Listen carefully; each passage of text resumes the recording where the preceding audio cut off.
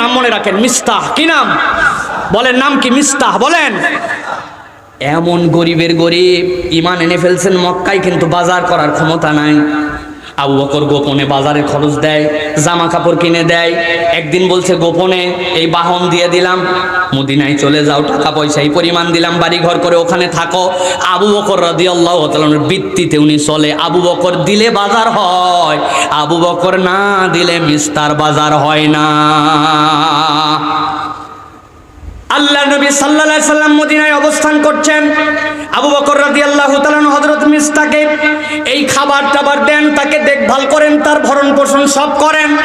সকলেই জানেন হযরতে রাসূল আকরাম সাল্লাল্লাহু আলাইহি সাল্লামের সাথে হযরত আয়েশা রাদিয়াল্লাহু তাআলা একটা যুদ্ধে গেলেন।